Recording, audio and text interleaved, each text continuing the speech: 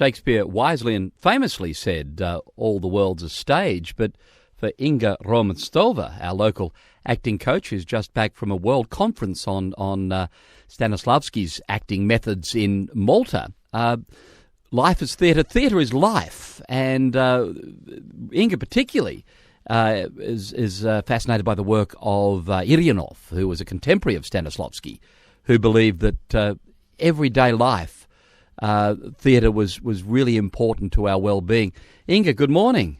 Oh, good morning, Scott. Thank you for having me here. And you were at the Stanislavski conference, who was the famous method acting pioneer, along with the great Chekhov and all the great Russian playwrights bringing realism to the theatre. That's right. But you were more about Irianov, who believed you take it further than the stage. Is that right? That's correct. What were some of his ideas and theories?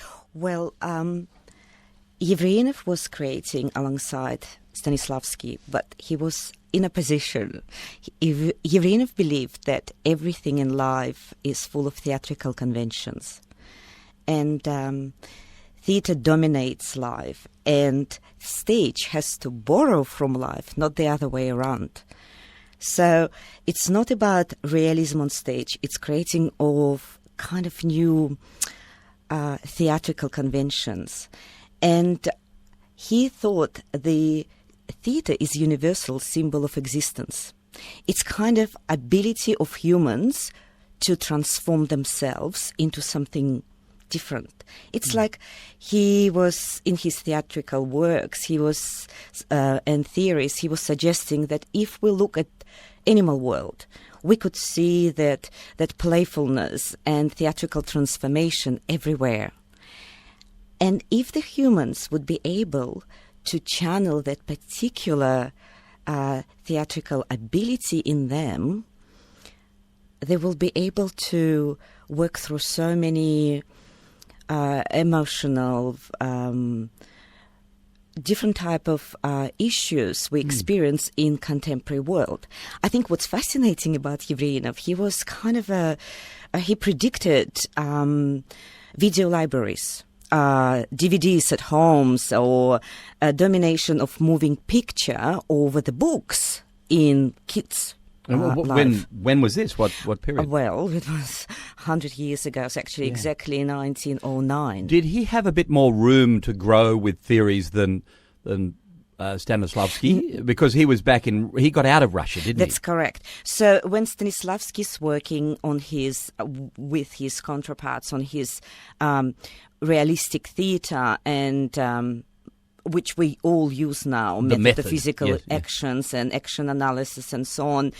It was beginning of 20th century and just before 1935. Yevreynov didn't accept Soviet revolution, and he immigrated and was living in exile, was forbidden and forgotten in Soviet Russia. So when I started to do my research at University of Newcastle, I just opened everything for myself, like a first time, all the knowledge about Yevreynov, all the ideas, which are so contemporary now. That's why I'm really passionate about it. And that's why academics and friends here on the Central Coast, at our Central Coast campus of UON, got a crowdfunding thing going to get you to this conference, because you were really well received, I believe, too. Yes, I was very a success story, if you wish. That's great. Well, I was only Australian arriving to Malta, presenting in theatrical techniques, and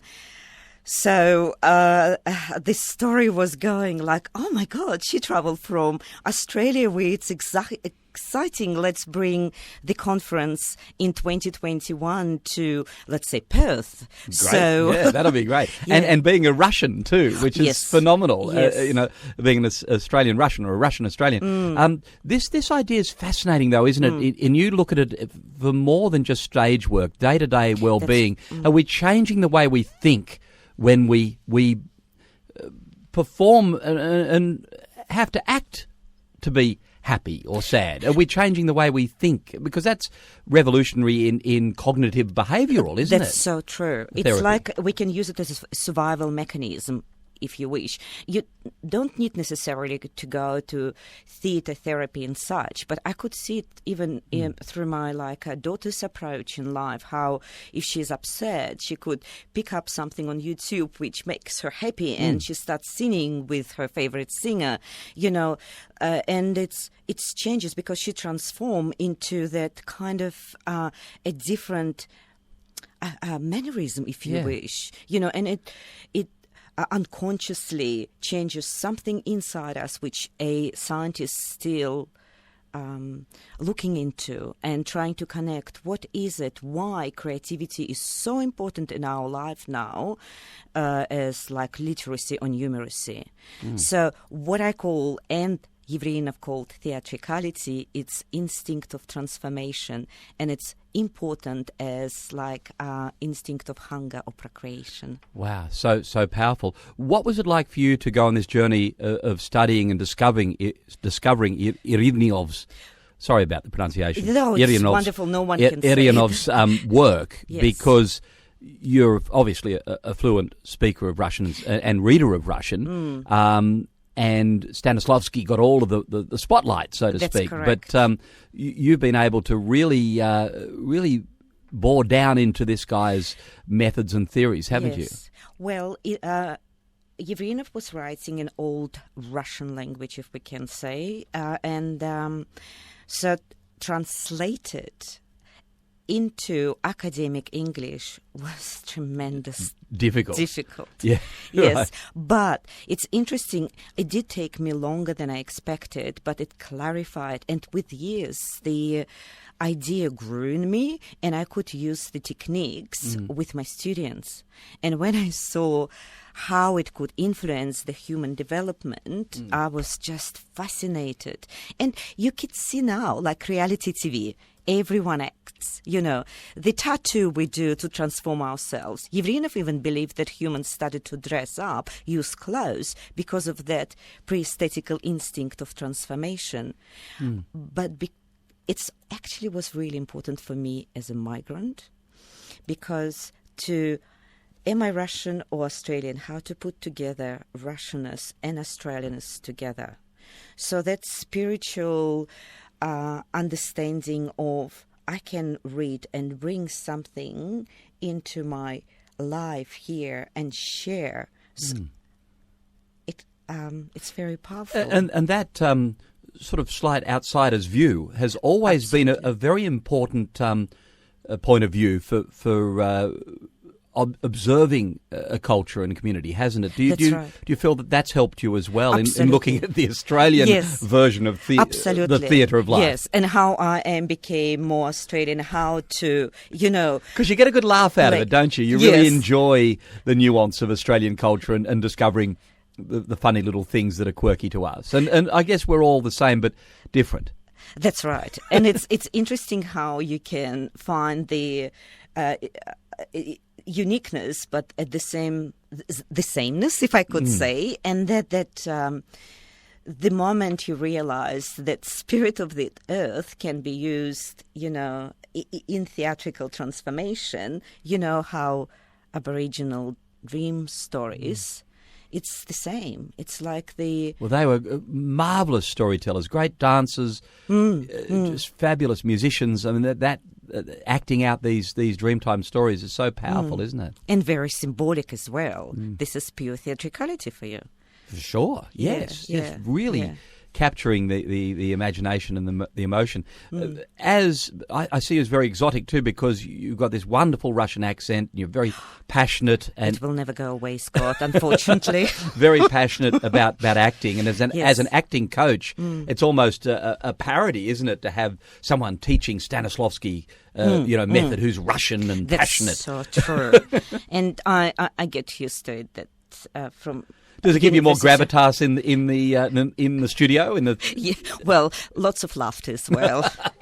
But I do enjoy it, and I can't change. Even my daughter makes a joke. She's half Australian, and she goes, "Dad, Mom said this," and laughs at me. So it's cool. Embrace it.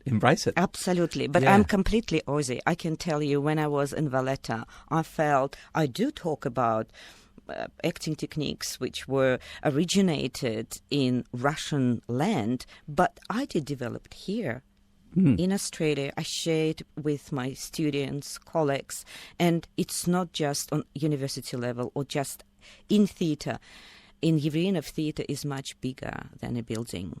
And I think that's most important message, because we can use it in health, we can use it in anywhere, which is... Well, every walk of life, isn't it? We're always... I'm acting now, probably. That's correct. Me too. I'm different here than I probably am lying on the couch at home.